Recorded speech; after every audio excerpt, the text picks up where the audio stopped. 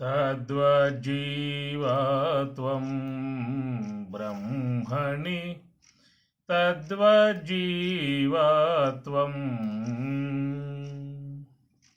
తద్వజ్జీవత్వం బ్రహ్మణి తద్వజ్జీవత్వం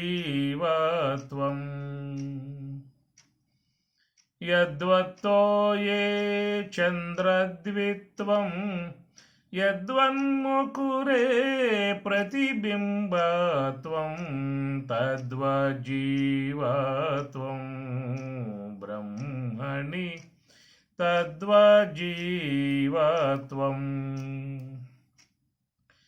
స్థాణౌ యద్వన్నరరూపత్వం భానుకరే యద్వత్తోయత్వం తద్వజ్జీవత్వం బ్రహ్మణి తద్వజ్జీవత్వం పరమహంస గురుణాద్వయ విద్యా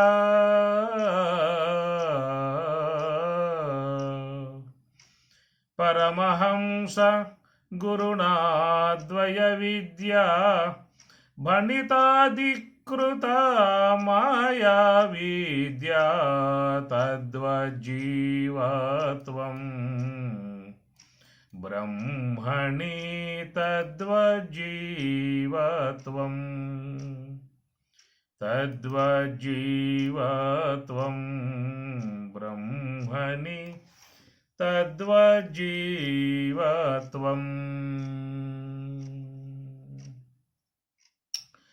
గాయత్రి మహామంత్రము.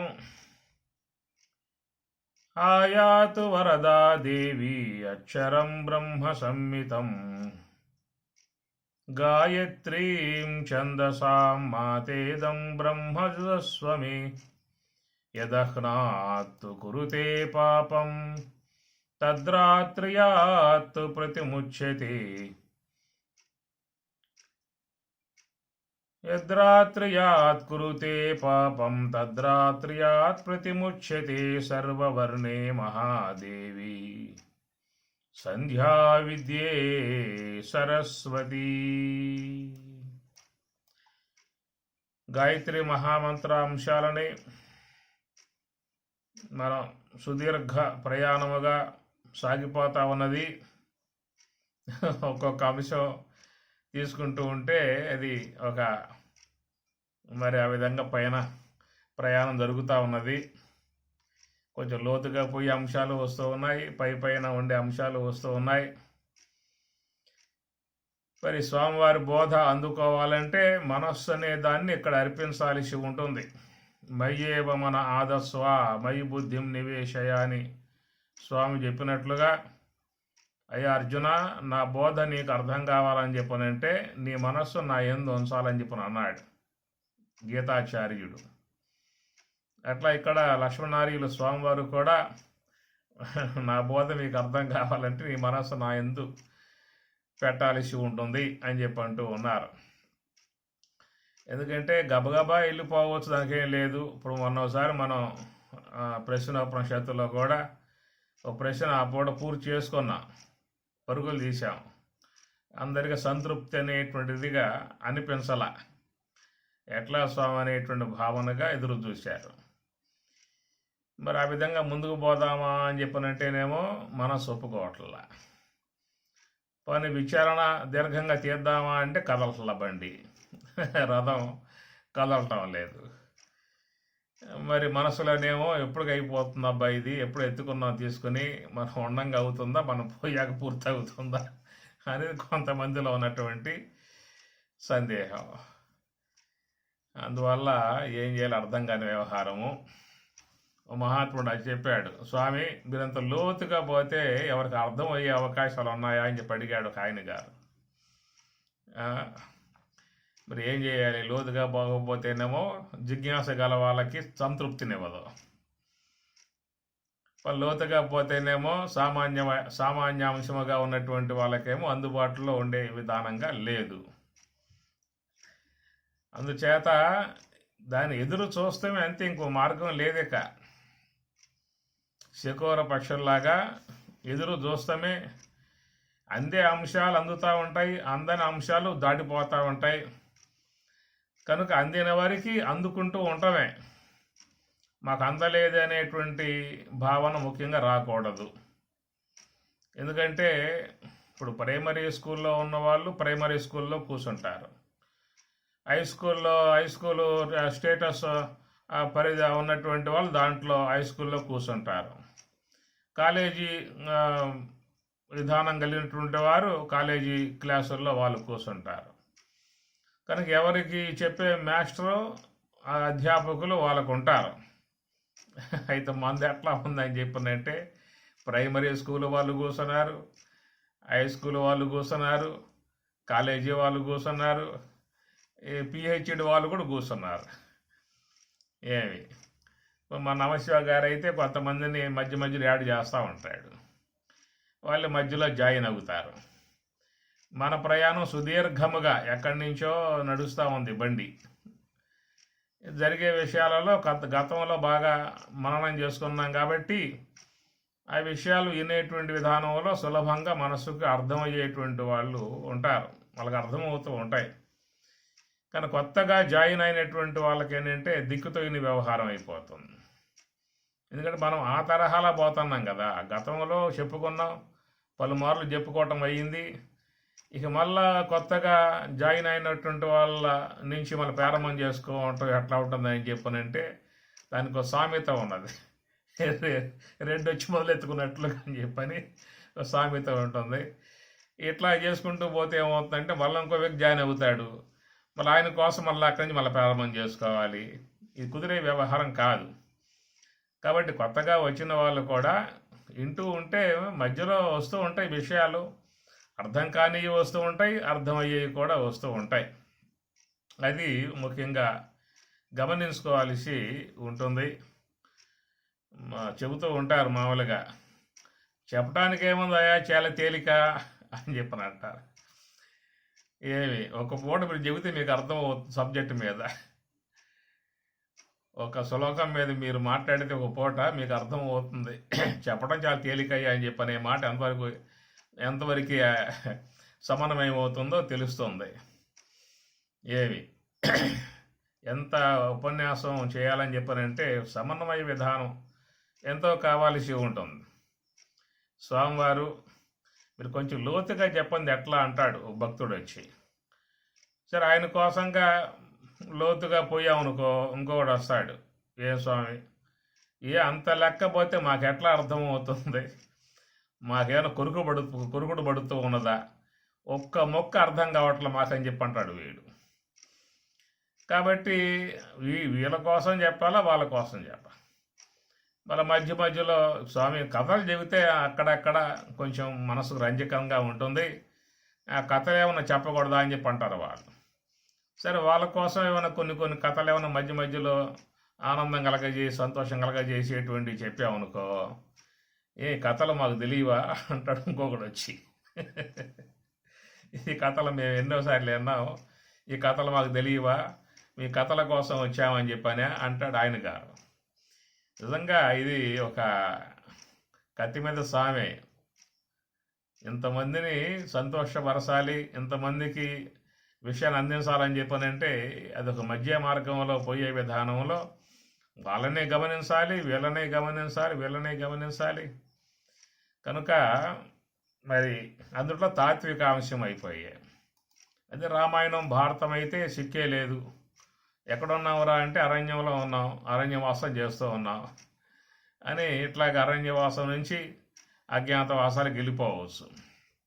ఇదేమో మరి కొరుకుడు పడిన వ్యవహారంగా ఉన్నటువంటి అంశాలు కాబట్టి మరి పలుమార్లు వినాల్సిందే, పలుమార్లు వింటేనే మనకు ఆ విషయాలు మనసుకు వచ్చే అవకాశం ఉంటుంది.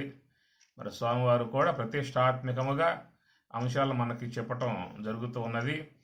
ఓమిత్యేకాక్షరం బ్రహ్మ అని మొదలుపెట్టుకుని 2వ మంత్రంలో ప్రవేశించాము.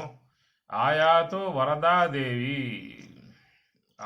వరదాదేవి అనేటువంటి మాటకి స్వామివారు చెప్పినటువంటి విషయం గమనించినట్లయితే, వర శ్రేష్టత్వమును ఇచ్చునటిది గురుకీలు నందుండుటే గాయత్రి 4 సోపానములలో ఏ సోపానములో ఉన్నప్పటికీ కూడా శ్రేష్టత్వమును ప్రసాదించే విధానముగా ఆ గాయత్రి మాత ఉన్నది అనేటువంటి మాట స్వామివారు చెప్పిన అంశం. నిన్న మనం ఈ 4 సోపానాల అంశాల గురించి కొంత చెప్పుకోవడం జరిగింది. తర్వాత స్వామివారు చెప్పిన అంశం ఏంటంటే బ్రహ్మాదులు సహితము గురుకీలులో ఉండుట చేతనే శ్రేష్టత్వము నొందినారు అన్నారు. అనగా వర అంటే శ్రేష్టత్వమును ప్రసాదించేటువంటి గాయత్రి మాత ఉన్నటువంటిది. అయితే గాయత్రి మాత అని చెప్పి అన్నప్పుడు మనం మనసులోకి వచ్చేది ఏంటంటే మనం గతంలో అలా ఆకారం ఒకటి చూసాం కాబట్టి ఆకారం మన మనస్సులో మెదిలే అవకాశం ఉంటుంది. గాయత్రి మాత అంటే 5 శిరస్సులు కలిగి ఉంటుంది అనే విధానంగా మన మనస్సులో ప్రింట్ అయి ఉన్నది. మనం అన్ని దేవతా రూపాలు కూడా మన మనస్సులో చేరిపోయి ఉన్నటువంటివి. శ్రీమన్నారాయణుడు అని చెప్పనంటే ఎమ్మటే మన మనస్సులో ఆ స్వామివారి ఆకారం మెదులుతుంది. అట్లా పరమశివుడు అని చెప్పనగానే మన మనస్సులో పరమశివుని యొక్క ఆకారం మెదులుతుంది. అయ్యప్ప స్వామి అని చెప్పనగానే అయ్యప్ప స్వామి యొక్క ఆకారం మన మనస్సులో మెదులుతుంది. కారణం ఏంటంటే అవన్నీ కూడా మనకి చిత్ర పటాలుగా మన మనస్సు లోపల చేరిపోయి ఉన్న విధానం కాబట్టి అట్లాగా గాయత్రి అని చెప్పనగానే మన మనసులోకి అమ్మవారు ఆ విధంగా దర్శనమిస్తుంది. 5 శిరస్సులతో దర్శనమిచ్చే విధానంగా మనకి అట్లా మనసు లోపల ప్రింట్ అయి ఉన్నది. చాలామంది గాయత్రి మంత్ర జపం చేసేవాళ్ళు కూడా ఉపాసన విధానముగా అమ్మవారిని దర్శించుకుంటూ ఉపాసన చేసే విధానం ఉంటుంది. కానీ ఇక్కడ గాయత్రి మహామంత్ర విధానంలో చూసినట్లయితే మరి మనస్సులో ఆకారంగా గోచరించే అవకాశం ఏమాత్రం కూడా లేదు. అది ఉపాసనా విధానములో వచ్చేది తప్ప ఇక్కడ జ్ఞానపరంగా చూసినప్పుడు మన మనస్సులో ఒక ఆకార విధానముగా గోచరించే అవకాశం లేదు. ఎందుకని చెప్పనంటే అమ్మవారిని ఆ ప్రకారముగా వర్ణన చేయటం జరిగింది. ఎక్కడ పంచశీర్షోపనయనే వినియోగ త్రిపద షట్కుచి అని ప్రకారంగా చాలా అంశాలు అమ్మవారి విధానాలు చెప్పుకొచ్చిన విధానములో మనం ఒక చిత్ర విధానముగా పట విధానముగా ఆకార విధానముగా చిత్రించటము అని చెప్పనంటే సాధ్యం కాని అంశము. అయితేనంటే ఒక ఆకారముగా పెట్టుకున్నాము అంటే అమ్మవారి ఎందున్నటువంటి భక్తి, అమ్మవారిని సేవించుకునేటువంటి విధానములో ఉపాసన చేసుకునే విధానములో అట్లాగే ఉపాసకులు ఏర్పాటు చేసుకున్న మార్గం అది. అయితే జ్ఞానపరంగా చూసినట్లయితే ఇక్కడ మరి పారమార్థికముగా వచ్చే అంశము.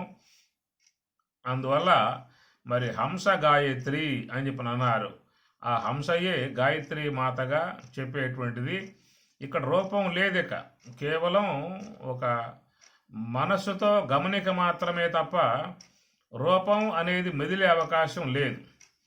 అయితే మనస్సులో ఉన్నటువంటి రూపాలు కూడా తీసివేయగలిగే విధానం ఉంటుంది. ఇక్కడ సాధారణంగా మనం గాయత్రి మాత మంత్ర జపం చేసినప్పుడు మనస్సు లోపలికి అమ్మవారి ఆకారం గతంలో మనకు ప్రింట్ అయి ఉన్నది కాబట్టి ఎమ్మటే ఆకారం మన మనసులోకి వస్తుంది.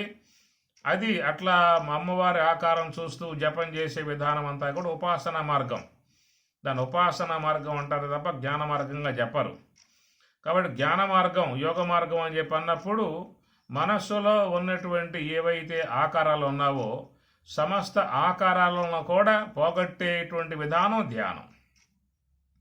ఉపాసనా విధానంలోనేమో ఆకారం దర్శించుకుంటూ చేసే విధానం ఉంటుంది. ఇటు యోగ విధానములో మనస్సులో ఏవైతే ఉన్నాయో ఆకారాలు సంకల్పములు ఆకారములు వాటిని తీసివేసే విధానం ఈ హంస గాయత్రి అని చెప్పాలి. కనుక హంస గాయత్రి చేసే పని ఏమిటంటే ఉన్న ఆకారాలను ఉన్న రూపాలని తీసివేసే విధానం కలుగుతుంది ఇక్కడ. కనుక మనస్సులో ఉన్న రూపాలను తీసివేయగలిగితేనే మరి బ్రాహ్మీ స్థితిని పొందే అవకాశం అనేది కలగదు. కనుక బ్రహ్మము అన్నప్పుడు రూపరహితం. బ్రహ్మమునకు రూపం లేదు. ఏమి రూపరహితమై ఉన్న విషయంలో చాలా ఉన్నాయి. ఇప్పుడు మనస్సు అనే దాన్ని నువ్వు ఎట్లా రూపం కల్పన చేస్తావు, బుద్ధి అనే దాన్ని ఎట్లా రూపకల్పన చేస్తావు, ప్రాణం అనే దాన్ని ఎట్లా రూపకల్పన చేస్తావు? కనుక ఈ ప్రకారంగా రూపరహితమై ఉన్నటువంటి ఇవన్నీ కూడా, అందుచేత మరి ఈ ప్రాణానికి రూపం లేదు, మనసుకి రూపం లేదు, బుద్ధికి రూపం లేదు. ఈ రూపరహితమై ఉన్నటువంటి ఇవన్నీ కూడా మరి ఒక చేతనాత్మకమై ఉన్నాయని చెప్పనంటే వాటికి అధిష్టానమై ఉన్నటువంటి వస్తువు బ్రహ్మం. కనుక బ్రహ్మమునకు కూడా రూపం లేదు. ఏమి బ్రహ్మము యొక్క సంబంధమై ఉన్న ఏ కార్యాలైతే ఉన్నాయో, బ్రహ్మ చేతనాశ్రయంతో పనిచేసేటువంటి ఏవైతే ఉన్నాయో వాటికే రూపం లేనప్పుడు మరి బ్రహ్మమునకు రూపం అనేది ఉంటుందా? ఉండదు. అందుచేత రూపరహితమై ఉన్నటువంటిది బ్రహ్మము. కనుక మనం బ్రహ్మమును పొందాలనే అపేక్షతో ఉన్నాం. రూపములు దర్శించే విధాన అపేక్షతో మనం లేము. ఎందుకంటే రూపములు దర్శించే విధానం లోకంలో అందరికీ కూడా స్వతసిద్ధముగా అది కొనసాగుతూనే ఉన్నది. మనస్సు రూపములతో చేరి ఉండే విధానము అది లోకంలో అందరికీ కూడా వ్యవహారములో స్వతసిద్ధముగా జరుగుతున్నటువంటి విధానమే అది. కాబట్టి ఈ రూపములతో ఉన్నటువంటి మనస్సుని రూపరహితముగా చేయటానికై ఉన్న ప్రయత్నం యోగం. అయితే మరి మనస్సులో ఒక నామాన్ని పెట్టుకుని ఆ నామ సంబంధ రూపాన్ని దర్శించుకుంటూ చేస్తున్నారు అని చెప్పనంటే దాన్ని ఉపాసన మార్గం అని చెప్పని అన్నారు. ఆ ఉపాసన మార్గంలో అక్కడ ఏదన్నా వాళ్ళకి శ్రేయో సంబంధమై ఉన్న ప్రయోజనాలు కలిగే అవకాశం ఉంటుంది. కానీ బ్రాహ్మీ సంబంధమై ఉన్నటువంటి మార్గానికి మాత్రం అది ఆటంకమే.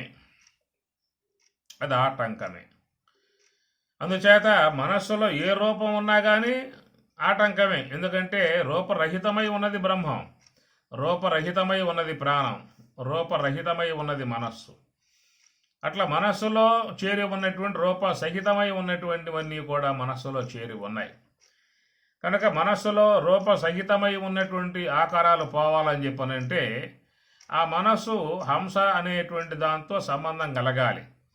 హంస యొక్క ఆశ్రయాన్ని పొందగలిగితేనే, శ్వాస యొక్క ఆశ్రయం పొందగలిగితేనే మనస్సులో ఉన్న రూపములు పూర్తిగా దూరమయ్యే అవకాశం ఉంటుంది. ఎప్పుడు మనస్సు అనేది రూపముల నుంచి ఎడబడుతుందో సంకల్పాలు, ఆకారాలు, ఈ సంకల్ప ఆకారముల నుంచి ఎడబడ్డప్పుడు అప్పుడు ఆ యొక్క రూపరహితమై ఉన్నటువంటి మనస్సు, రూపరహితమై ఉన్నటువంటి ప్రాణము, ఈ రెండు కూడా రూపరహితమై ఉన్న బ్రహ్మమును చేరే అవకాశం ఏర్పడుతుంది. అది కనుక మనస్సులో రూపములు ఉన్నంత వరకు ఇది వ్యవహారమునందే తారట్లాడుతూ ఉంటుంది. ఎందుకంటే ఈ రూపములు అనేటువంటివన్నీ కూడా బయట నుంచి వచ్చి ఉన్నటువంటి అంశములు.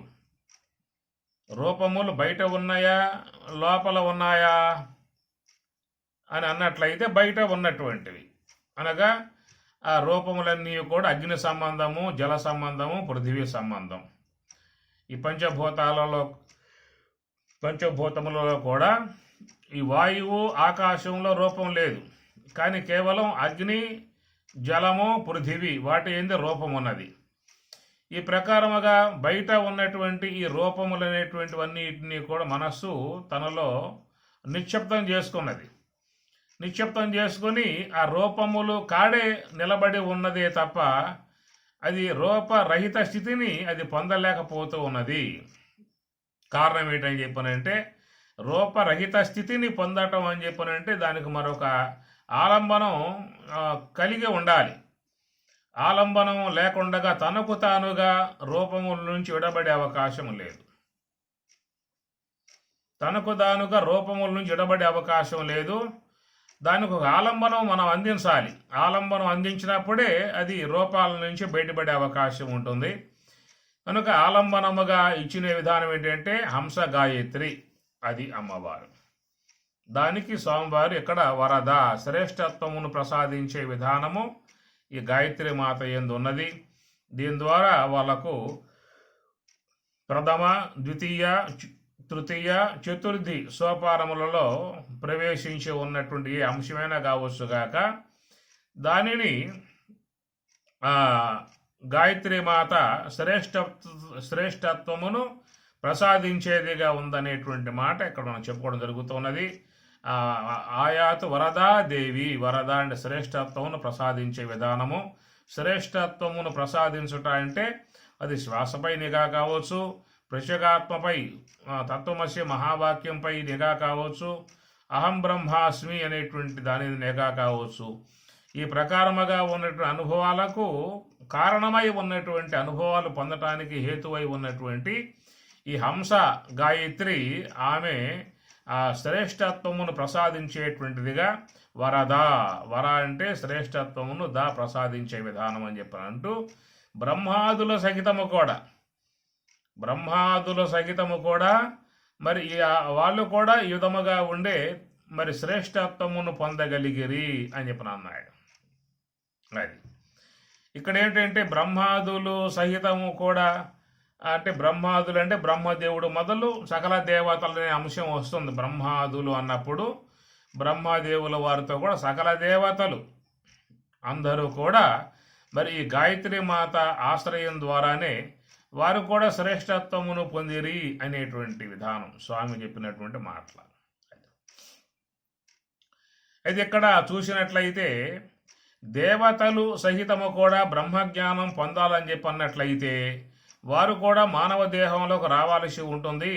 మానవ దేహంలోకి వచ్చి ధ్యానం చేయగలిగితేనే వాళ్ళకు కూడా బ్రాహ్మీ అనుభవాన్ని పొందే అవకాశం ఉంటుంది తప్ప దేవతలకు మరి స్వతసిద్ధముగా బ్రహ్మానుభవాన్ని పొందే అవకాశం లేదు అనేటువంటి మాట మనం వాడటం జరుగుతూ ఉన్నది. గతంలో కూడా ఈ విషయాలు కొన్ని వచ్చినాయి. దేవతలు సహితము కూడా బ్రహ్మజ్ఞానమును పొందాలంటే బ్రాహ్మీ అనుభవాన్ని పొందాలని చెప్పనంటే మరి వాళ్ళు కూడా ఈ మానవ దేహంలోకి వచ్చే పొందాల్సి ఉంటుంది అనేటువంటి మాట లోకంలో వాడబడుతూ ఉన్నది. మరి ఆ విధంగా మానవ దేహంలోకి వస్తేనే బ్రాహ్మీ అనుభవాన్ని పొందే అవకాశం ఉంటుందనేటువంటి మాట వాడినప్పుడు ఇక్కడ స్వామివారు ఏమన్నారు, బ్రహ్మాదుల సహితము కూడా శ్రేష్టత్వమును పొందటానికి యోగ్యమై ఉన్నటువంటిది ఈ గాయత్రి మాత అని చెప్పని విషయం చెప్పినప్పుడు మరి బ్రహ్మాదులు సహితం దేవతలు బ్రహ్మాదులు సహితము కూడా ఈ బ్రహ్మజ్ఞానం పొందేటువంటి అవకాశం వాళ్ళకు కూడా ఈ మాత వల్ల కలుగుతుంది అనేటువంటి మాట వస్తున్నది. పాయింట్ అర్థమై ఉంటుంది మీకు.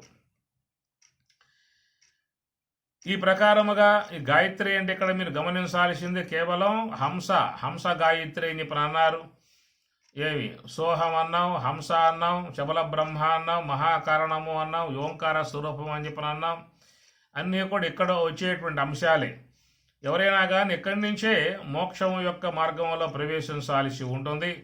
అదే వేమన కూడా ముక్కులోన గాలి ముక్తికి త్రోవరా విశ్వదాభిరామ వినరవేమ అని చెప్పిన మాట.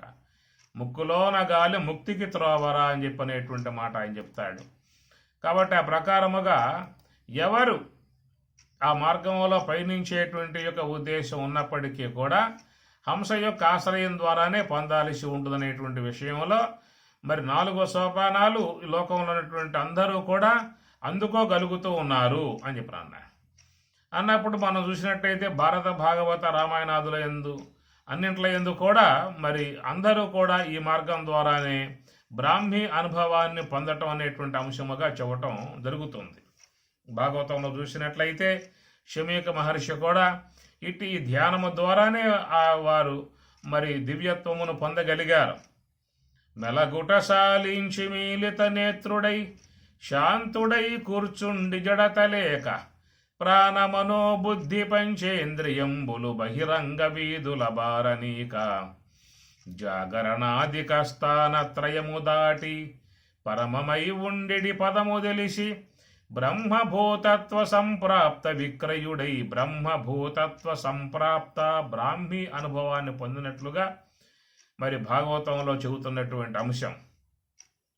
శాంతుడై కూర్చుండి జడతలేక ప్రాణమనో బుద్ధి పంచేంద్రియంబులు బహిరంగ వీధుల బారనీక జాగరణాదిక స్థానత్రయము దాటి జాగ్రత్త స్వప్న సుషుప్తి అనేటువంటి యొక్క ఈ మూడు అవస్థలు కూడా దాటి పరమమై ఉండేటి పదము తెలిసి బ్రహ్మభూతత్వ సంప్రాప్త అనేటువంటి విషయముగా అట్టి ఆ మహర్షులు కూడా మరి చూసినట్లయితే నివృత్తి మార్గము హంస యొక్క ఆశ్రయం ద్వారానే బ్రాహ్మీ అనుభవాన్ని పొందినట్లుగా మనం మరి గమనించవచ్చు. అట్లాగే అనేక మంది మహాత్ములు విషయం అంతా కూడా ధ్యానము ద్వారానే వారు ఆత్మానుభవాన్ని పొందారు. ప్రహ్లాదుడు అడుగడ్గునకు మాధవాను చింతన సుధా మాధుర్యమును నేను మరచువాడు అని చెప్పేసి అని ఆయన కూడా బ్రహ్మావలోకనం చేసే విధానముగా ఉన్నట్లుగా భాగవతం చెప్పేటువంటి మాట. ప్రతి నిమేషము పరబ్రహ్మంబు వీక్షించి మది చొక్కి వెలుపల మరచువాడు అని శుక భగవానుల వారి విషయంలో చెప్పేటువంటి మాట.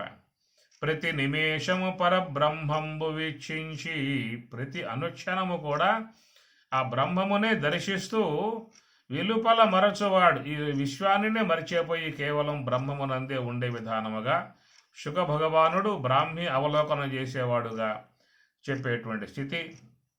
అట్లా జనక మహారాజు కూడా చక్కగా బ్రహ్మము యొక్క తత్వావగాహన పొందిన విధానముగా చెప్పేటువంటిది.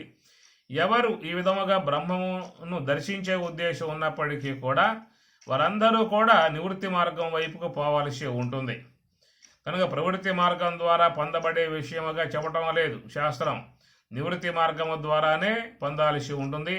ఆ నివృత్తి మార్గం వైపుకు తీసుకోపోగలిగేటువంటి విధానం ఒక గాయత్రి యందు మాత్రమే ఉన్నది. వరదా శ్రేష్టత్వమును ప్రసాదించేటువంటి హంస గాయత్రి యందు మాత్రమే ఉన్నది. ఈ హంస గాయత్రిని ఆశ్రయించే ఇప్పుడు మనం చెప్పుకున్నటువంటి మహాత్ములందరూ కూడా మరి ఆ బ్రహ్మము యొక్క అనుభవాన్ని వాళ్ళు పొందగలిగారు. రమణ భగవానుల వారు, లక్ష్మణార్యులు, చిన్మయానంద స్వాముల వారు, రామతీర్థ, వివేకానంద, పరమహంస, ఇట్లా ఎంతమంది చెప్పుకున్నప్పటికీ కూడా అందరూ కూడా అవలంబించింది నివృత్తి మార్గమే. కనుక నివృత్తి మార్గము హంస యొక్క ఆశ్రయం ద్వారానే వాళ్ళు తమ యొక్క శ్రేష్టత్వమును పొందగలిగిన విధానము. ఆ ప్రకారంగానే కృష్ణ పరమాత్మ కూడా మనం చూసినట్టు భారతం శాంతి పరమంలో వచ్చే అంశము పంచాత్మికంబైన పవనంబు నిగృహీతమైనది భవదింద్రియంబులు మనమునందాగబడ్డవి అవియును నదియును బుద్ధియందుదిగించి శుద్ధమైన నాలవ తెరవన లోలతారహితములుగాగా అనేటువంటి పద్యంలో శుద్ధమైన నాలుగవ తెరవు అనగా శుద్ధమైనటువంటి అంటే తురీయము అనే అర్థం. జాగ్రత్త, స్వప్న, సుషిప్తులకు అతీతమై ఉన్నటువంటి తురీయం. ఆ తురీయానుభవాన్ని పొందే కృష్ణ భగవానుల వారు కూడా మరి బ్రహ్మజ్ఞానిగా, బ్రహ్మావలోకన గలవాడుగా, బ్రహ్మవేత్తగా ఆయన పిలువబడే విధానము. అంటే రాముడు కూడా మరి వశిష్ఠ భగవానుల ద్వారా మరి యోగ వాసిష్టం అంతా కూడా అధ్యయనం చేసిన విధానం మనం చూస్తాం. యోగ వాసిష్టంలో రాముడు ఎంతో బృహత్ గ్రంథం యోగ వాసిష్టం. అంతటి మహత్తర జ్ఞానాన్ని రాముడు అధ్యయనం చేసి ఆ తర్వాత కాలంలో ఆంజనేయ స్వామి వారికి సాంఖ్య అమనస్కాలను బోధించిన విధానం మనం సీతారామాంజనేయంలో చూసేటువంటి విధానం. దాంట్లో కూడా రాముడు కూడా ఈ ధ్యాన సంబంధ అంశాలే చాలా వరకు చెప్పటం జరుగుతుంది. స్థూల శరీరంబు సుస్థిరంబుగనుండు సర్వేంద్రియంబుల ప్రశాంతి నందు సన్మనః పవనముల్ శంచలింపకయుండు కామాది శత్రువర్గము నశింసు స్ఫురత్తు అమానిత్వాది సుగణములు సమకూరు ఘనగుణాతీత లక్షణమునదవు బొలుపారు వైరాగ్య బోధోపరతులు సంపూర్ణంబులై మది బదలుచుండు పరమసుఖవార్ది ఒప్పొంగి పారుచుండు ముందట వసించి మోహించి మోక్షలక్ష్మి సర్వమును బ్రహ్మమును జూచు శాంతి నిధికి. సర్వమును బ్రహ్మమనేటువంటి భావన 4వ సోపానం. అది సమస్తము కూడా బ్రహ్మమే అనేటువంటి, సర్వం కలివిదం బ్రహ్మ అనేటువంటి అనుభవానికి ఆయన ప్రవేశించిన విధానం.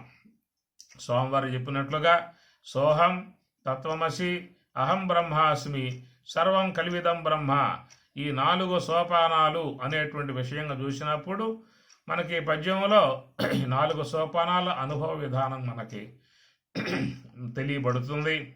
స్థూల శరీరంబు సుస్థిరంబుగనుండు సర్వేంద్రియంబుల ప్రశాంతి నందు సన్మనఃపవనముల్ చెంచలింపకయుండు. సన్మనఃపవనముల్, ఈ మనస్సు శ్వాస రెండు కూడా పూర్తిగా సంచారం ఆగి మరి నిలిచిపోయి ఉన్న విధానం అని చెప్పి అన్నప్పుడు ఇది రెండవ సోపానం తత్వమసి మహావాక్య సోపానముగా చెప్పబడుతుంది. ఆ తర్వాత సర్వమును బ్రహ్మమను జూచు శాంతి నిధికి. తర్వాత నాలుగో సోపానాలలో ఉన్న అంశాల గురించి మనకి సీతారామాంజనేయంలో చెప్పేటువంటి విషయం. ఇట్లాగా మరి బ్రహ్మాదుల సహితము కూడా ఈ గాయత్రి మాత ఆశ్రయం ద్వారానే శ్రేష్టత్వమును పొందగలిగారు అనేటువంటి మాటకి చూసినట్లయితే మరి సుఖ భగవానులు వారు కానీ, శమీక మహర్షి కానీ, రమణ భగవానులు వారి లక్ష్మణులు కానీ, వీళ్ళందరూ కూడా మరి ఆ యొక్క శ్రేష్టత్వము బ్రహ్మము యొక్క విధానాన్ని పొందగలిగారని చెప్పనంటే మరి అంశ గాయత్రిని ఆశ్రయించటం కారణముగా అది. కాబట్టి ఓం భూర్భువ స్వః తత్సవితుర్వరేణ్యం భర్గో దేవస్య ధీమహి ధియో యో నః ప్రచోదయాత్ అనేటువంటి మంత్రాన్ని లోకంలో జపం చేస్తూ మేము గాయత్రి మాత జపంలో ఉన్నాము, గాయత్రి మాతను మంత్రాన్ని జపిస్తున్నాము అనేటువంటి భావన కలిగి ఉంటారు.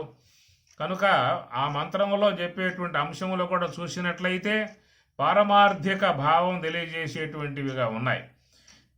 కాబట్టి ఆ భావన గ్రహించగలిగి అది సూచించేటువంటి మార్గంలో మనం పయనింపగలిగితే మనం మనకున్నటువంటి లక్ష్యాన్ని చేరే అవకాశం ఉంటుంది తప్ప కేవలం విచారణరహితమై ఉన్నటువంటి విధానములో స్మరణ మాత్రముగా చేసుకుంటూ పోయినట్లయితే పుణ్యం లభ్యమవుతుందే తప్ప స్వరూప భావన కలిగే అవకాశం మాత్రం ఉండదు. కేవలం మంత్రభాగం వరకే ఉండి ఆ మాత అమ్మవారి యొక్క పట్ల భక్తి కలిగి కేవలం జపమాత్రముగా చేసుకుపోయేటువంటి వారికి ఒక పుణ్య విశేషం లభ్యమవుతుందే తప్ప స్వరూప స్థితి ఇప్పుడు చెప్పుకున్నటువంటి వరద శ్రేష్టత్వమును ప్రసాదించే విధానము సోహం తత్వమసి అహం బ్రహ్మాస్మి సర్వం కలివిదం బ్రహ్మ, ఈ 4 సోపానాల యందు ఏ సోపానం ఉన్నప్పటికీ కూడా శ్రేష్టత్వమును ప్రసాదించే విధానముగా ఉన్నటువంటి ఈ గాయత్రి మాత అది లోకంలో ఉన్నటువంటి మహాత్ములందరూ కూడా ఈ ఆశ్రయం ద్వారానే వాళ్ళు దివ్యత్వమును పొందగలిగారు. మనం చెప్పుకున్నాం ఎవరంటే మరి శుగ భగవానులు వారు, అట్లనే శమీక మహర్షి, ప్రహ్లాదుడు, ధ్రువుడు అందరూ కూడా మనం చూసినట్లయితే ఈ బ్రాహ్మీ సంబంధ అనుభవము అనేటువంటి మాట. అయితే ఇక్కడ బ్రహ్మాదుల సహితము అని చెప్పినప్పుడు దేవతలు కూడా మరి అలాంటి ఆ బ్రహ్మమునందే వాళ్ళు ఉండి బ్రహ్మతత్వ అవలోకన చేసేవాళ్ళుగా ఉన్నారు. అంటే ఇక్కడ దేవతలు అనేటువంటి వారు చాలా గొప్పవారు అనేటువంటి భావం మనకున్నది. కనుక మనకంటే చాలా ఉన్నతమై ఉన్నటువంటి వారు, దివ్య శక్తులు కలిగి ఉన్నటువంటి వారు, దివ్య ప్రకాశము కలిగి ఉన్నటువంటి వారు, దివ్య మహిమ కలిగి ఉన్నటువంటి వారు, తేజో స్వరూపులుగా ఉన్నటువంటి వారు మనకంటే చాలా గొప్పవారు వాళ్ళు. అందువల్ల మనం వాళ్ళని ఉపాసిస్తూ ఉన్నాం. అయితే వాళ్ళకంటే గొప్పవాళ్ళు ఇంకెవరు లేరా?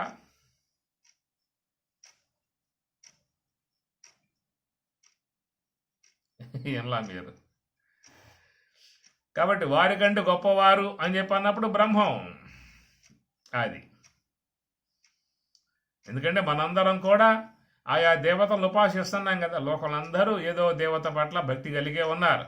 అయ్యప్ప స్వామిని సేవించేవాళ్ళు, ఆంజనేయ స్వామిని సేవించేవాళ్ళు, అమ్మవారిని సేవించేవారు, కృష్ణుడిని సేవించేవాళ్ళు, విష్ణువుని సేవించేవాళ్ళు, పరమశివుణ్ణి ఆరాధించేవారు. ఇట్లా లోకంలో మనందరం భక్తులమే. స్వాములకు దేవతలకి భక్తులం. ఉదయం లెగిస్తే నమస్కారం చేస్తాం, బొట్టు పెట్టుకుంటాం, నమస్కారం చేస్తాం, పూజ చేసుకుంటాం, ఆరాధించుకుంటాం. ఎందుకు? మనకంటే వాళ్ళు ఎంతో గొప్పవారు కాబట్టి. ఏ దివ్యత్వములో, ప్రకాశములో, మహిమలో అన్ని దివ్యత్వములు కలిగి ఉన్నటువంటి వారు కాబట్టి మనం వారిని ఆరాధించుకోవడం చేత మన జీవితాలకు శుభం కలుగుతుంది, కుటుంబానికి శుభం కలుగుతుంది అనేటువంటి విషయం. అంటే మనకంటే చాలా గొప్పవారు. మరి వారికంటే గొప్పవారు ఎవరంటే బ్రహ్మం. ఏకం సత్తు విప్రా బహుదా వదంతి. కనుక బ్రహ్మము యొక్క ఆశ్రయం ద్వారానే దేవతలు కూడా ఆ మహిమలు పొందగలిగారు. అవన్నీ రావటం అని చెప్పినట్టే బ్రహ్మం ద్వారా ప్రసాదింపబడ్డాయి. శబల బ్రహ్మము ద్వారా ప్రసాదింపబడ్డాయి అవన్నీ కూడా. కనుక వాళ్ళు కూడా మరి బ్రహ్మాదుల సహితము కూడా ఆ బ్రహ్మావలోకనం చేసే విధానముగా ఉన్నారు అనేటువంటి స్వామివారి మాట ఇక్కడ మనం చూసినట్లయితే వరద అనేటువంటి విషయంలో బ్రహ్మాదుల సహితము కూడా మరి ఆ మాత యొక్క అనుగ్రహముతోనే శ్రేష్టత్వమును పొందగలిగారు అని అర్థం. అంటే ఏమిటి? ఆ బ్రహ్మాదులు కూడా హంస గాయత్రి ఆశ్రయం ద్వారానే వారు ఆ దివ్యత్వమును పొందగలిగారు కాబట్టి వాళ్ళల్లో గొప్ప గొప్ప శక్తులు ఉన్నాయి. అట్లా లోకములో పార్థివ దేహం కలిగి ఉన్నటువంటి మానవులు కూడా వారు కూడా హంస గాయత్రి ఆశ్రయాన్ని పొంది వాళ్ళు బ్రహ్మజ్ఞానులై ఉన్నారు కాబట్టి వీళ్ళకు కూడా కొన్ని దివ్య శక్తులు ఉన్నాయి. లోకంలో బ్రహ్మేంద్ర స్వాముల వారు కానీ ఆ షిరిడి సాయిబాబా మనం చెప్పుకుంటూ ఉంటాం కదా. కనుక వీళ్ళందరూ కూడా మరి దివ్య శక్తి, దివ్య మహిమ, దివ్య జ్ఞానము ఇవన్నీ కూడా వచ్చాయని చెప్పండి. కారణం ఏంటి? వాళ్ళు మరి ఆ శుద్ధ బ్రహ్మము యొక్క స్థితిని, శవల బ్రహ్మము యొక్క మహిమను పొందారు కాబట్టి. ఏతావాన్ అస్య మహిమ తతో జాయాగుంశ పురుష అని మీకు పురుష సూక్తంలో చెప్పేటువంటి మాట. ఏతావాన్ అస్య మహిమ, ఈ మహిమంతా ఎవరదని చెప్పాలంటే శబల బ్రహ్మది. శుద్ధ సాత్విక ప్రకృతి సమన్వితుడైనటువంటి మరి ఆ శబల బ్రహ్మము, ఆ శబల బ్రహ్మమును అధిరోహించి శబల బ్రహ్మము ద్వారా శుద్ధ బ్రహ్మమును చేరుకున్నటువంటి బ్రహ్మజ్ఞానులు. కనుకటి బ్రహ్మజ్ఞానులు లోకంలో మరి శబల బ్రహ్మాత్మిక యందు చేరి ఉన్నటువంటి కొన్ని మహిమలను వాటిని వినియోగింపజేసేవాళ్ళు ఉన్నారు. వాటి జోలికి పోకుండా కేవలం బ్రహ్మావలోకనం చేసేవాళ్ళు ఉన్నారు. రమణ భగవాను లాంటి వారు ఈ మహిమల అనేటువంటి వాటికి ప్రాముఖ్యత ఇవ్వాల. ఎందుకంటే అవన్నీ శబల బ్రహ్మము యొక్క దాంట్లో చేరి ఉన్న అంశములు కాబట్టి కనుక అవి మనకి అవసరం లేదు అనే భావనతో కేవలం శుద్ధ బ్రహ్మముతోనే వారు ఉండిపోవడం జరగటం కారణముగా వారు ఎలాంటి మాయా సంబంధ, ఈశ్వర సంబంధ, శబల బ్రహ్మములో చేరి ఉన్న అంశాలను వాళ్ళు జీవితంలో వినియోగింపజేసుకోవటం జరగలేదు. అందువల్ల మనకు చెప్పేది శాస్త్రం ఏతావాన్ అస్య మహిమ, ఈ మహిమంత ఎవరిదని చెప్పానంటే శబల బ్రహ్మముది. శబల బ్రహ్మ అంటే మహాకారణమే. శబల బ్రహ్మ అంటే మహాకారణం. మహాకారణ స్థలములోనే శబల బ్రహ్మం ఉన్నది. ఆ శబల బ్రహ్మత్వం దాటామంటే శుద్ధ బ్రహ్మం ఉంటుంది కాబట్టి అందువల్ల బ్రహ్మాదులు కూడా గొప్ప గొప్ప మహిమలు, గొప్ప గొప్ప శక్తులు, గొప్ప గొప్ప దివ్యత్వములు పొందగలిగారని చెప్పానంటే వాళ్ళు కూడా బ్రహ్మావలోకనం చేసే విధానం వాళ్ళకు కూడా ఉన్నది. ఎవరి ద్వారా ఏర్పడినది? గాయత్రి మాత వల్లే. హంస గాయత్రి ద్వారానే వాళ్ళు కూడా పొందగలిగారు. మరి పరమశివుడు నిరంతరంగా ఆయన కూడా ధ్యానములో నిమగ్నుడై ఉన్నాడు. మనం ఎక్కడో చూసినప్పటికీ కూడా పరమశివుని యొక్క విధానం అంతా కూడా ఆయన ఆ చిన్న ముద్రలో, ధ్యాన ముద్రలో ఉండి ఆయన యోగం చేసే విధానం మనకు కనబడుతూ ఉంటాడు. నిరంతరముగా బ్రహ్మావలోకనముతో ఉన్నటువంటి మౌన వ్యాఖ్య ప్రకటిత పరబ్రహ్మతత్వం యువానాం వరిశిష్టాంతే వసదృశిగణైః ఆవృతం బ్రహ్మనిష్టైః ఆచార్యేంద్రం కరకలిత చిన్ముద్రమానందమూర్తిం స్వాత్మా రామం ముదిత వదనం దక్షిణామూర్తి మీడే.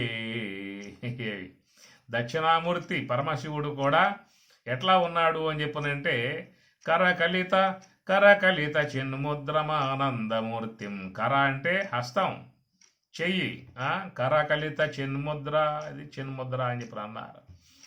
కాబట్టి పరమశివుడు కూడా చిన్ముద్రధారి అయి చక్కగా హంస గాయత్రి ఆశ్రయంలో ఉండి ఆయన కూడా మరి చూసినట్లయితే ఆ బ్రహ్మావలోకనం చేసేటువంటి విధానముగా ఉన్నది. అది అయితే ఇక్కడ మరి స్వామి చెప్పిన మాట చాలా గొప్ప మాట. బ్రహ్మాదుల సహితము కూడా మరి ఆ శ్రేష్టత్వమును పొందగలిగారు అని చెప్పనంటే వరద, ఈ గాయత్రి శుద్ధ సాత్విక ప్రకృతి అమ్మవారి యొక్క విధానం ఆశ్రయం ద్వారానే వారు కూడా దివ్యత్వమును పొందగలిగారు అనేటువంటి మాట. అయితే మనం ముందుగా చెప్పుకున్నాం, దేవతలు సహితము కూడా వారు బ్రహ్మత్వం పొందాలని చెప్పన్నట్లయితే వారు కూడా మానవ దేహమే ధరించాల్సి ఉంటుంది, మానవ దేహం ధరించి మాత్రమే పొందాల్సి ఉంటుంది అనేటువంటి మాట మనం లోకంలో వాడుతున్న విధానం. కానీ ఇక్కడ చూసినట్లయితే బ్రహ్మాదుల సహితము కూడా బ్రహ్మతత్వావలోకన కలిగి ఉన్నటువంటి వారుగా చెప్పేటువంటి మాట. ఎట్లా అని చెప్పని అంటే మనం దేవతలు అనే మాట వాడినప్పుడే దివ్ అంటే ప్రకాశం. దేవతలు అనేటువంటి విధానములో వాళ్ళకి దివ్య దేహం ఉన్నది. మనకేమో పార్థివ సంబంధ దేహం మనకున్నది, వాళ్లకు పుణ్యయుక్తమై ఉన్నటువంటి దేహం వాళ్ళకున్నది. అందువల్ల సులభముగా వారు తత్వావలోకనం చేయగలిగే అవకాశం వాళ్ళకి ఏర్పడుతుంది. కనుక దేవతలుగా ఉన్నటువంటి వారికి సులభముగా తత్వావలోకనం చేయగలిగేటువంటి అవకాశం వాళ్ళకి సులభంగా ఏర్పడుతుంది. కాబట్టి వారు ఎక్కువగా బ్రహ్మము యందు ఆనందాన్ని పొందే అవకాశం ఏర్పడుతుంది. మనం గతంలో ఈ ఆనందము పరమాత్మతో ఉండి పొందేటువంటి ఆనందము అనే విషయాన్ని మనం తైత్రీయోపనిషత్తులో ప్రామాణికంగా ఇచ్చిన అంశం మనం చెప్పుకున్నాం. దాంట్లో సకల మానవులు లోకంలో ఉన్నారు. ఈ సకల మానవులు కూడా జీవితంలో ఏదో సందర్భాలను అనుసరించి ఏదో కొంచెముగా ఆనందాన్ని పొందేటువంటి వారుగా ఉన్నారు. ఆనందాన్ని లోకంలో మానవులు పొందుతూ ఉన్నారు. ఆ పొందే సందర్భాలు ఏమిటంటే అనుకున్నటువంటి ఏవైతే నెరవేరుతూ ఉన్నాయో, అప్రాప్తమై ఉన్నటువంటివి ప్రయత్నం ద్వారా ప్రాప్తింపజేసుకున్నప్పుడు ఆ సందర్భాలలో కొంచెం మనస్సు నిర్మలమై నిశ్చలమవుతుంది. కాబట్టి నిశ్చలమై ఉన్నటువంటి ఆ మనస్సులో లోన ఉన్నటువంటి బ్రహ్మము యొక్క ఆనందం ఒకంత దాంట్లో భాసమానముగా అవుతుంది. కనుక మానవుల లోకంలో ఏదో సందర్భాలలో మనసు అట్లాగా ఆగినప్పుడు దాంట్లో బ్రహ్మము యొక్క ఆనందాన్ని పొందే విధానముగా చేసుకుంటూ ఉన్నారు. దానికి మరి తైత్రయంలో చెప్పిన మాట ఒక మానుషానందము మన గతంలో చెప్పుకున్న అంశాన్ని ఇది సందర్భం రావటం కారణంగా మళ్ళీ దాన్ని మననం చేసుకుంటూ ఉన్నాము. లోకంలో మరి మానవుడిగా ఉన్నటువంటి వాడు పొందేటువంటి ఆనందము దాన్ని మానుషానందము అని చెప్పని, మానుషానందము అని చెప్పనంటే యువాస్యాత్ సాధు యువ అధ్యాయక ఆశిష్ట దృఢిష్ట బలిష్ట తస్యేయం పృథివీ సర్వావిత్తస్య పూర్ణ స్యాత్. అనగా బాగా దృఢకాయమై ఉండాలి, నవయవనం కలిగి ఉండాలి, మనస్సులో మంచి దాఢ్యం ఉండాలి, శరీరం కూడా మంచి శక్తివంతముగా ఉండాలి. పృథివీ సర్వస్య విత్తస్య సమస్త భూమండలానికి ప్రభువై ఉండాలి, సాధువై ఉండాలి, సత్శాస్త్రం అధ్యయనం చేసి ఉండాలి. ఈ ప్రకారముగా ఇవన్నీ కూడా సద్లక్షణాలన్నీ కలిగి ఉన్నటువంటి మానవుడు తాను బ్రహ్మము యొక్క ఆనందాన్ని పొందే విధానాన్ని మానుషానందము అనే మాటగా చెప్పడం జరిగింది. మేము మానవులైం కదా, కాబట్టి మేము మానవులై ఉన్నటువంటి వాళ్ళం మేము ఆనందాన్ని పొందలేకపోతున్నామా అని చెప్పనంటే మనము పొందుతూ ఉన్నాం. మనం పొందే ఆనందం ఏంటని చెప్పనంటే కేవలం చాలా స్వల్ప విధానములు, చాలా తక్కువగా మనం పొందే విధానం. కారణం ఏంటంటే మనలో ఆవరణాలు అధిక శాతంగా ఉన్నాయి, మనలో మాలిన్యములు అధిక శాతంగా ఉన్నాయి, మనలో మూలా విద్య అజ్ఞానాదులు బాగా అధిక శాతంలో ఉన్నాయి. అవి దట్టముగా మనలో ఏర్పడి ఉన్నాయి. కాబట్టి మనం స్వరూప భావాన్ని స్వరూప సంబంధ ఆనందాన్ని పూర్ణముగా పొందటానికి మనకు సాధ్యం కావటం లేదు. ఎందుకంటే మనలో చేరి ఉన్నటువంటి ఇవన్నీ అవలక్షణాలు, గుణాలు, కామ క్రోధ లోభ మోహ మద మత్సర ఈర్ష కక్షలు, ప్రతీకారములు, వైరములు, విద్వేషములు, ప్రతీకార తర్వాత వ్యత్యస్త భావాలు, వైషమ్య భావాలు, ఇలాంటివన్నీ గుణాలన్నీ కూడా ఎక్కువ శాతం పనిచేస్తూ ఉన్నాయి. అట్లా మూలా విద్య కూడా దట్టముగా ఎంత దట్టముగా ఉందనేటువంటి మాట కూడా కృష్ణుడు గీతలో అగ్ని మీద ఆవహించి ఉన్న ధూమం అని, అద్దం మీద ఆవహించి ఉన్నటువంటి దుమ్ము లేదా ఆ దుమ్ము మాలిన్యం అని చెప్పని, అట్లా గర్భాస శిశువు యందు ఆవహించి ఉన్నటువంటి మావి అని చెప్పని అన్నారు. కాబట్టి ఈ ప్రకారంగా ఎట్లా ఎంతవరకు మానవులకు ఈ జీవులకు లోన ఉన్న అజ్ఞానాదులు ఎంత బాగా ఆవహించి ఉన్నాయనేటువంటి మాట 3 ఉదాహరణల ద్వారా కూడా ఆయన గారు చెప్పటం జరిగింది. ఎందుకంటే ఒకటి ఉత్తమావరణం, రెండోది మధ్యమావరణం, 3 అధమావరణం. ఉత్తమావరణం అని చెప్పనంటే ఆ అగ్ని మీద ఉన్నటువంటి ధూమం ఊదినా ఇసిరినా పోతుంది. అద్దం మీద ఉన్నటువంటి దుమ్ము ఆవరణం ఊదితే ఇసిరితే పోదు, గుడ్డబిడ్డ తొడవాలి, అట్లా పోయేది అది. తర్వాత మావి శిశువు యందు ఆవహించి ఉన్నటువంటి మావి, అది ఊదినా పాదు, విసిరినా పాదు, తుడిసినా పాదు.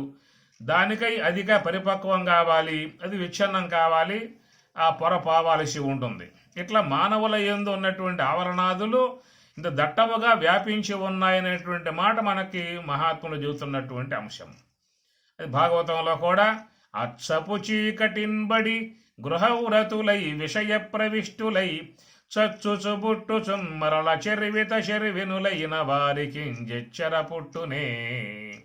అచ్చపు చీకటిన్బడి, ఈ ప్రకారముగా ఈ అజ్ఞానాదులు, మోహాదులు ఇవన్నీ కూడా బాగా దట్టముగా మానవుని యందు ఆవహించి ఉన్నటువంటి విధానం. ఏమి అసూర్యానామతే లోక అంధేన తమస ఆవృతాహ తాంతే ప్రేత్యాభిగచ్చంతి అనేటువంటి మాట ఈశావాస్యం కూడా బోధిస్తున్నది.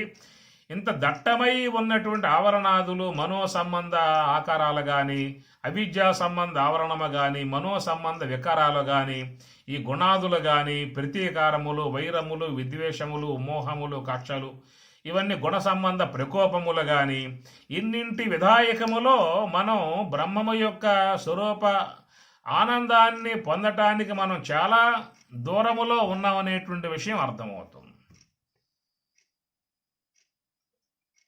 అందుచేత ఇక్కడ ఉపనిషత్కారుడు మానుషానందము అనగా లోకంలో అందరూ మానవులే, కానీ మానుషానందం, మానవుడు పొందే ఆనందం అనేటువంటిది ఏ యొక్క తరహాలో ఉంటే, ఏ యొక్క పరిధిలో ఉంటే వాడిది మానుషానందముగా చెప్పబడుతుందనేటువంటి మాటకు చెప్పిన మాట ఏమిటి ఇక్కడ విన్నారా? ఏమి ఇక్కడ చెబుతూ ఈయన ఏమంటాడంటే సైష ఆనందస్య మీమాంస భవతి అని చెప్పని అంటాడు ముందుగానే. సహ ఏష ఆనందస్య మీమాంస భవతి. దాంట్లో ఏమంటాడంటే భీష అస్మాత్ వాత భీషోదేతి సూర్య భీషాస్మాత్ అగ్నిశ్చ వాయుశ్చ మృత్యుర్ధావతి పంచమః అని చెప్పనంటూ భీష అస్మాత్ వాత, అస్మాత్ ఇతని యొక్క భగవంతుని యొక్క ఆజ్ఞకు లోనై మరి భీష భయముతో వాయువు పనిచేస్తున్నది, అగ్ని పనిచేస్తున్నది, ఇంద్రుడు పనిచేస్తూ ఉన్నాడు, యముడు పనిచేస్తూ ఉన్నాడు అనేటువంటి మాటలో చెప్పుకొచ్చిన తర్వాత అయితే ఇక్కడ ఏష ఆనందస్య మీమాంస భవతి. కాబట్టి బ్రహ్మము ఆనంద స్వరూపము కాబట్టి ఈ ఆనందము యొక్క సంబంధమై ఉన్న మీమాంస అంటే విచారణ, ఈ ఆనందము యొక్క సంబంధమై ఉన్నటువంటి యొక్క విచారణ ఇక్కడ చెప్పబడుతుంది అని చెప్పనంటూ ముందుగా మానవుడి యొక్క విషయం తీసుకున్నాడు. అయితే లోకంలో మానవులంతా ఉన్నారు. మరి మానవులందరూ కూడా బ్రహ్మము యొక్క ఆనందాన్ని అందుకోగలుగుతున్నారా, సమగ్రముగా పొందగలుగుతున్నారా అనేటువంటి మాటగా వచ్చినప్పుడు లోకంలో మానవుడు తాను పొందేటువంటి ఆనందం మానుషానందముగా చెప్పినట్లయితే ఈ మానుషానందం అనేటువంటి దానిని సమగ్రంగా పొందేటువంటి వాడు యువకుడై ఉండాలి, సాధువై ఉండాలి, సర్వశాస్త్రములు అధ్యయనం చేసి ఉండాలి, మనస్సులో దృఢత్వం ఉండాలి, శరీరంలో బాగా గట్టితనం ఉండాలి, యువకుడై ఉండాలి, సమస్త పృథివీ రాజ్యం అంతా కూడా అధిష్ఠించి ఉండాలి. ఇవన్నీ కూడా ఉన్నటువంటి ఏ మానవుడైతే ఉన్నాడో వాడు పొందేటువంటి యొక్క ఆనందం మానుషానందము అని చెప్పి అన్నాడు. అయితే లోకంలో మరి సమస్త రాజ్య ప్రభువులై ఉన్నటువంటి వాళ్ళు ఉన్నారు, లోకంలో రాజ్యాధికారులై చక్రవర్తులా ఉన్నటువంటి వాళ్ళు ఉన్నారు. అయితే వాళ్ళకి యువకత్వం ఉండదు, ఒకవేళ యువకత్వం ఉండదు, శరీరం పొడుత్వం ఉండదు, మనసులో దాఢ్యం ఉండదు, ఒకవేళ ఎన్ని ఉన్నా కానీ సాధుత్వం ఉండదు. మళ్ళా యువ అధ్యాయక శాస్త్రాధ్యయనం చేసి ఉన్నటువంటి వాడే ఉన్నాడు. కాబట్టి అందుచేత మేము ప్రభువులం కదా, మరి రాజ్యాధికారం మాకున్నది కదా, కాబట్టి ఈ ప్రకారం మేము కూడా మానుషానందాన్ని పొందేటువంటి వాళ్ళముగా ఉన్నాం కదా అని చెప్పి అన్నట్లయితే ఈ చెప్పిన లక్షణాలలో అన్నీ ఉండాలి. ఇక్కడ ఈ చెప్పిన మాట రాజ్యం ఉందని చెప్పనంటే యువకత్వం ఉండకపోవచ్చు, యువకత్వం ఉందని చెప్పనంటే మనోదాఢ్యం లేకపోవచ్చు, సాధుత్వం లేకపోవచ్చు, అధ్యాయక శాస్త్రాధ్యయనం చేసి ఉండకపోవచ్చు. ఇవన్నీ కలుపుకొని చేరి ఉన్నటువంటి సాధువై ఉండాలి, శాస్త్రాధ్యయనం చేసి ఉండాలి, మనస్సులో దృఢత్వం ఉండాలి, ఆశిష్ట దృఢిష్ట బలిష్ట, దేహములో మంచి బలం ఉండాలి, మనస్సు తనకు వశమై ఉండాలి. ఇవన్నీ చెప్పాడు. ఇవన్నీ యొక్క క్వాలిఫికేషన్స్ అన్నీ కూడా ఉన్నటువంటి వాడి ఆనందం చెప్పాల్సి వస్తే దాని మానుషానందము అనేటువంటి మాటగా వాడారు. దాంతో కనుక పోల్చుకుంటే మనం మానవులుగా చెప్పుకున్నప్పటికీ కూడా మనం బ్రహ్మమునకు ఎంత దూరముగా ఉన్నాం అనేటువంటి విషయం మనకి ఇక్కడ అర్థమవుతుంది. మనం బ్రహ్మమునకు ఎంత దూరముగా ఉన్నాం అనే విషయం ఏమంటే ఇక్కడ అధ్యాయక లేదు, సాధుత్వము లేదు, ఏంటి కొన్ని లేవు. కాబట్టి మరి ముఖ్యంగా ఈ తామసికాదులు ప్రకోపించి, రాజసికాదులు ప్రకోపించి, ఆసురీ స్వభావాలు చేరుకొని క్రౌర్యముతో, ద్వేషాలతో ఈ వ్యక్తిత్వములు ఉన్నాయి. కాబట్టి ఇవన్నీ కలిగి ఉన్నటువంటి వాడు మానవుడే కావచ్చుగాక, కానీ అతను ఇవన్నీ కలిగి ఉండటం కారణముగా అతడు బ్రహ్మము యొక్క ఆనందానికి దూరముగా అయిపోవటం అనేటువంటిది జరిగింది ఇక్కడ. అందుచేత మరి ఇక్కడ మానుషానందము అనేటువంటి మాటకి చెప్పుకొచ్చినట్టు వివరణ అంశమైతే, ఆ తర్వాత ఏమన్నాడు, ఇట్టి మనుషుడు పొందేటువంటి యొక్క ఆనందం ఏదైతే ఉన్నదో అట్టి ఆనందం ఏ శతం మానుషాః ఆనందాః సహ ఏకః మనుష్య గంధర్వాణం ఆనంద. ఇక్కడ గమనించాల్సిన అంశాలు చాలా ఉన్నాయి. కాబట్టి అట్టి ఆ మానుష, ఇప్పుడు చెప్పుకున్నాం కదా మానుషానందం అని చెప్పని, ఆ మానుషానందాన్ని పొందేటువంటి యొక్క అతని ఆనందం సహ ఏకః ఒక్కటే. అయితే మనుష్య గంధర్వానాం ఆనంద, వాళ్ళకున్న ఆనందం ఏంటని చెప్పనంటే ఈ మానుషానందాన్ని పొందేటువంటి యొక్క వానికంటే 100 రెట్ల ఆనందం వాళ్ళకి ఉందనేటువంటి మాట. కారణం ఏంటని చెప్పని, వాళ్ళల్లో మనలో ఉన్నటువంటి అవిద్యా సంబంధ, మాయా సంబంధ, గుణ సంబంధ వికారాలు ఇవన్నీ కూడా ఈ దట్టముగా ఉన్నటువంటి మాయా పొరలు వాళ్ళ యందు తక్కువగా ఉన్నాయని చెప్పి అర్థం చేసుకోవాల్సి వస్తుంది. ఇప్పుడు మేఘములు దట్టముగా ఆవహించినప్పుడు మీకు సూర్యరశ్మి లోకంలో ప్రసరించే అవకాశం లేదు ఏమి.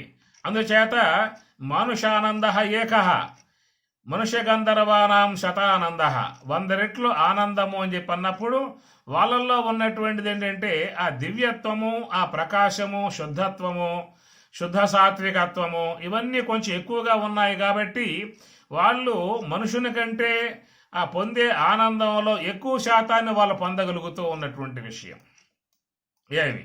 అట్లా మనుష్య గంధర్వానాం ఆనంద అని చెప్పన్నప్పుడు శ్రోత్రియస్య చ అకామః తస్య, ఈ పదం ప్రతిసారి వస్తూ ఉంటుంది. శ్రోత్రియస్య చ అకామః తస్య, ఎవరైతే శ్రోత్రియ బ్రహ్మనిష్ఠుడై ఉంటాడో అకామః తస్య అంటే కామముల చేత కొట్టబడకుండగా కేవలం స్వరూప అనుభవాన్ని పొంది ఉన్న బ్రహ్మజ్ఞానికి, ఆ బ్రహ్మజ్ఞానికి ఈ మనుష్యుడు పొందే ఆనందము వానికి ఉన్నది, మనుష్య గంధర్వులు పొందే ఆనందము ఆయన బ్రహ్మజ్ఞానికి ఉన్నట్లుగా చెప్పేటువంటి మాట. ఎందువల్లంటే వారి సాధన ద్వారా వాళ్ళు తమ యొక్క ఆవరణత్వాలను పోగొట్టుకున్నారు. మనకు ఆ మాట ఇక్కడ దీంట్లో కూడా చెప్పడం జరుగుతుంది. ఏతం అన్నమయం ఆత్మానం ఉపసంక్రమ్య, లాస్ట్లో వచ్చే పదాలు దీంట్లో ఉంటాయన్నమాట. ఏతం అన్నమయం ఆత్మానం ఉపసంక్రమ్య, ఏతం ప్రాణమయం ఆత్మానం ఉపసంక్రమ్య, ఏతం మనోమయం ఆత్మానం ఉపసంక్రమ్య, ఏతం ఆనందమయం ఆత్మానం ఉపసంక్రమ్య అని చెప్పడం కారణముగా అన్నమయ, ప్రాణమయ, మనోమయ, విజ్ఞానమయ, ఆనందమయాది కోశాలు కూడా పంచకోశాలు దాటి కేవలం పూర్ణముగా బ్రహ్మములోనే లీనమై ఉన్నారు. కాబట్టి బ్రహ్మవేత్తలు అంటే ఆ బ్రహ్మవేత్తల యొక్క విషయంలో ఇక్కడ చెప్తే ఏమంటారంటే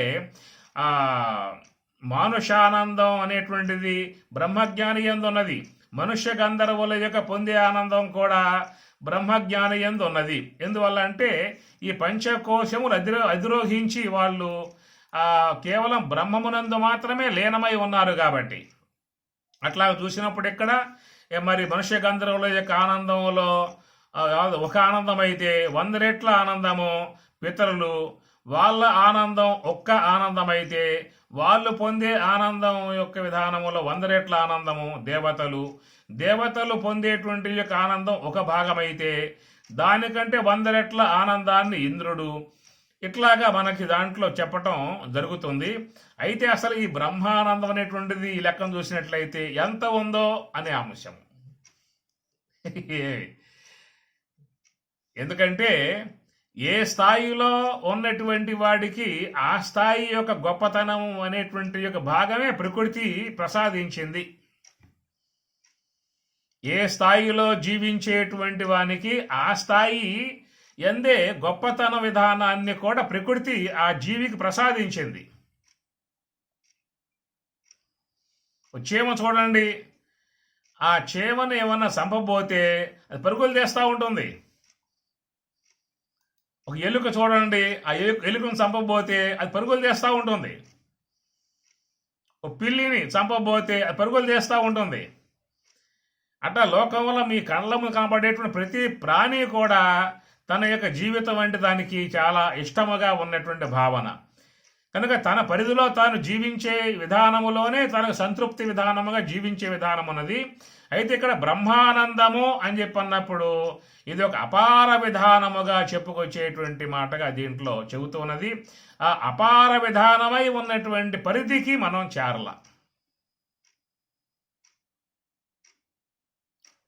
అపార విధానముగా ఎందువల్ల అంటే వీళ్ళు పొందే ఆనందం 100 రెట్ల ఆనందం అయితే అది పై వాళ్ళకి ఒక భాగమే, ఆ పై వాళ్ళది ఆ పై వాళ్ళకి ఒక భాగమే.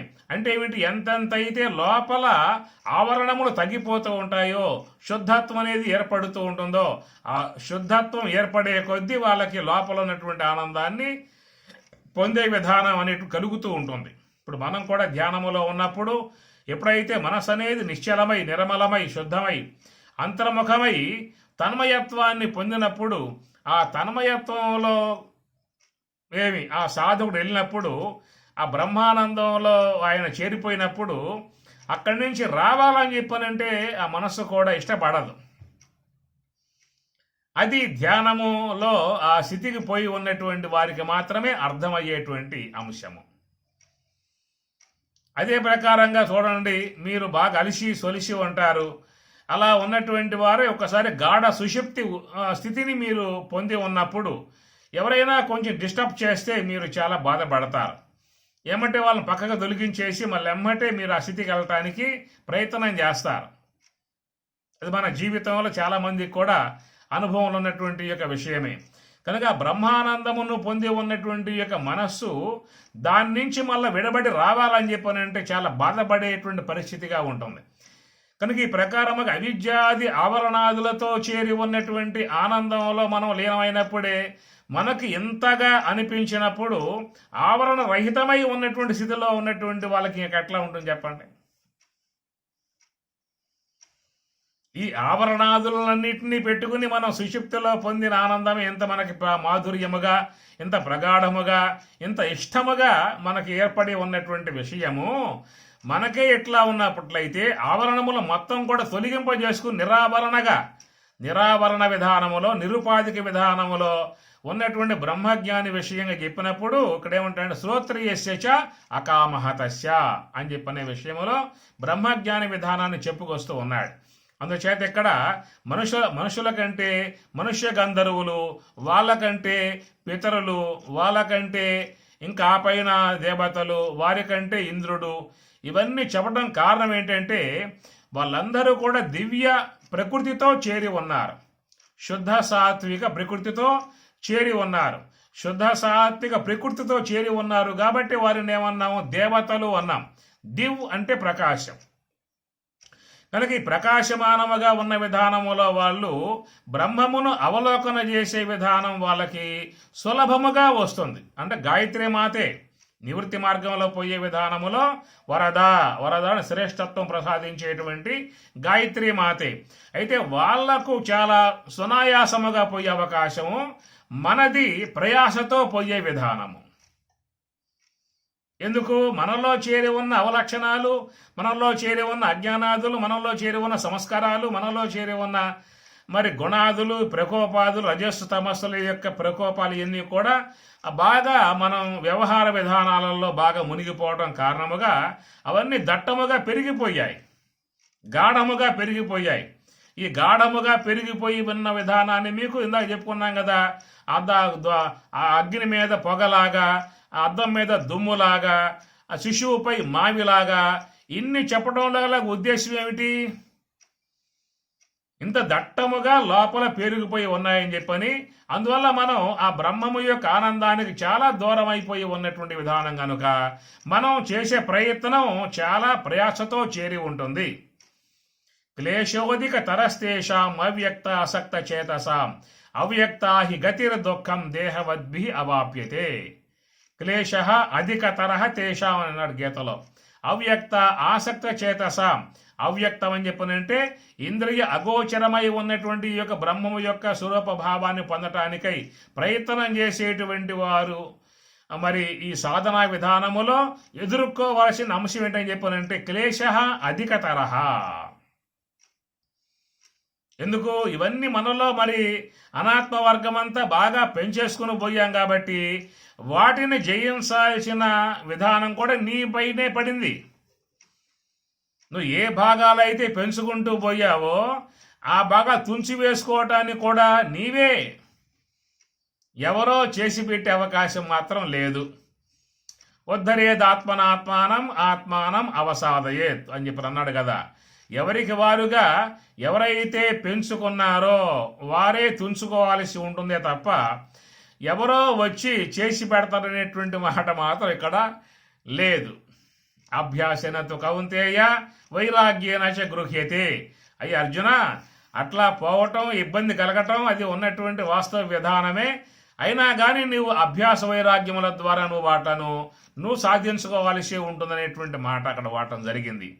అందుచేత ఈ మానవుడు అనబడేటువంటి యొక్క అంశముగా వచ్చినప్పుడు అనేక మరి మాలిన్యములతో సంస్కారములతో ఈ గుణాలతో అనాత్మతో బాగా చేరిపోయి ఉన్నాడు కాబట్టి ఈయన ఈ ప్రయత్నం అనేటువంటిది చాలా ప్రయాసతో చేరి ఉన్న అంశము.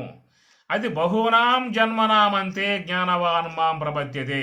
బహూనాం జన్మనాం, ఈ జన్మకు రావచ్చు లేదా ఆపై జన్మలైనా రావచ్చు. అయితే ప్రయాసతో చేరి ఉన్న విధానము. అయితే దేవతల యొక్క విషయం చూసినట్లయితే ఈ మానవుని యందు ఉన్నటువంటి ఎంత మాలిన్యాదులు వాళ్ళ యందు చెప్పే అవకాశం లేదు. ఎందువల్ల అంటే వాళ్ళు దివ్యత్వముతో చేరి ఉన్నారు కాబట్టి వారు ఎప్పుడు అనుకుంటే అప్పుడల్లా కూడా బ్రహ్మము యొక్క అవలోకన సులభముగా వచ్చే అవకాశం. ఎట్లాంటి అవకాశము? అడుగడ్గునకు మాధవాను చింతన సుధామాధుర్యమున. కాబట్టి మానవ విధానములో రాక్షస వంశములో జరించి ఉన్నటువంటి ప్రహ్లాదుడే అడుగడ్గునకు మాధవాను చింతన. ఆయన చిన్నతనమునందే మహాత్ముల యొక్క ఆశ్రయంలో బ్రహ్మవేత్తల ఆశ్రయంలో సంస్కరింపబడ్డాడు కాబట్టి త్వరగా అందుకోవడం కారణముగా అవలీలగా బ్రహ్మావలోకనం చేయగలిగే అవకాశం ఏర్పడింది ఆయనకి. అంటే ప్రతి నిమేషము పరబ్రహ్మము వీక్షించి ఇది సుఖ భగవానుడు. ఆయన చిన్నప్పుడే బ్రహ్మచర్యం నుంచే చక్కగా ఆ తాత్విక మార్గంలో పయనించాడు కాబట్టి సులభముగా ఆయన ఆ తత్వం అందుకోగలిగాడు. కాబట్టి మానవులై ఉన్నటువంటి యొక్క వీళ్ళకే ఎంత సులభముగా తత్వ అవలోకనం చేయగలిగే విధానం వచ్చిందని చెప్పనంటే మరి దివ్యత్వము కలిగి ఉన్నటువంటి బ్రహ్మాదులు, అది ఇక్కడ చెప్పే మాట స్వామి గారు. బ్రహ్మాదుల సహితము కూడా చక్కగా అమ్మవారి యొక్క వరదాయిని అమ్మవారి అనుగ్రహముతో హంస యొక్క ఆశ్రయముతో హంస గాయత్రి ఆశ్రయం ద్వారానే వాళ్ళు కూడా దివ్యత్వమును పొందగలిగారనే మాట. ఇక్కడ రెండు అంశములు, ఒక మానవ సముదాయము అంశం ఒకటి, దేవతా సముదాయం యొక్క అంశం ఒకటి.